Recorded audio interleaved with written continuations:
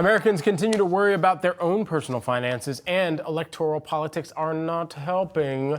According to a new study from DA Davidson, 78% of Americans are anxious about their finances within the context of November's election, with 60% expecting inflation to rise as a result. For more on the study, we welcome in Andrew Crowell, who is the DA Davidson Vice Chairman, Wealth Management. Thank you so much for joining here. One of the huge things. Thank you, Brad, for having me. Absolutely. One of the huge things that we're trying to figure out is, because we don't have a crystal ball to know who's going to win, it also comes to some of the down ballot voting as well here, and where some of the elected officials could have sway on policy that could impact anything from the prices we pay, even though the Fed is still going to perhaps reign supreme within that trajectory. I mean, where should voters be placing more of the emphasis on their financial concerns?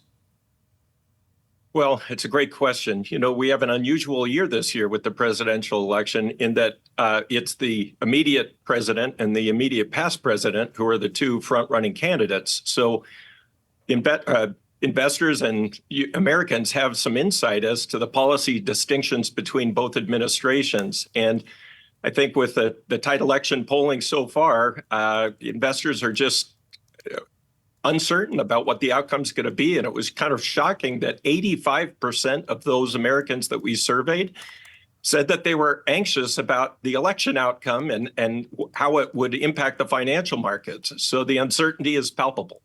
And so with that in mind, I mean, we're taking a look at some of the survey results here. It also even extends into data about student loans here.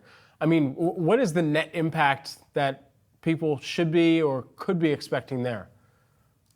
Well, inflation has been something that we've all felt over the last couple of years. And it was fascinating that 42%, actually it was 43% of the people that we polled that have student loans outstanding have been unable to keep up with their payments since they were reinstated starting in 2023.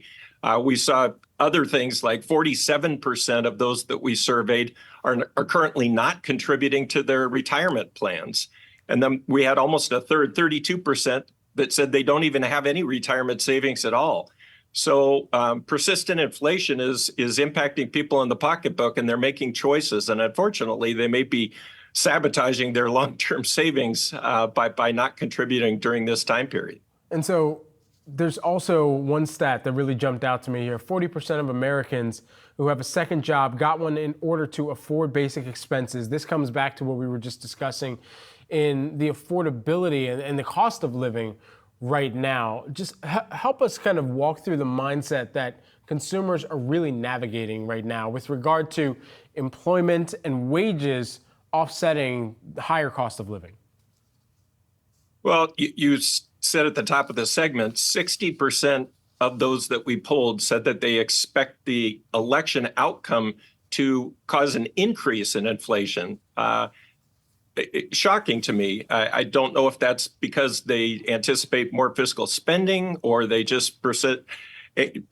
So people are making these choices, and it's making it very difficult for the average consumer to keep ahead.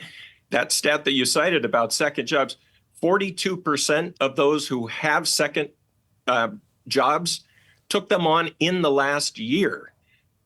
They're not taking it on to get ahead. They're taking it on just to simply make ends meet. So this election really may be about inflation and the impact that it's having on the consumer's wallet, because people are just trying to, even with in a state like mine, in California, where we have minimum wage increases going through, people are still not feeling good about their financial situation. They're paying more at the grocery store and more at the pump, and as we said, they're unfortunately making decisions not to contribute to their 401k savings. At least almost half of them are not. And so let's just name the two leading candidates right now, Biden and Trump. In one case, Biden is seen by many as the person who's in the White House where a lot of this inflation is taking place, whereas Trump is meeting with top CEOs and they're trying to evaluate to what extent inflation could get worse because of tariffs that might be enacted or added on to.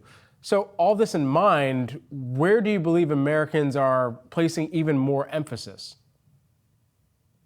Well, I think they're placing more emphasis based on what we can tell right now in just that either administration is going to be spending and either administration is going to be putting pressure on both wages and also on everyday expenses through their policy.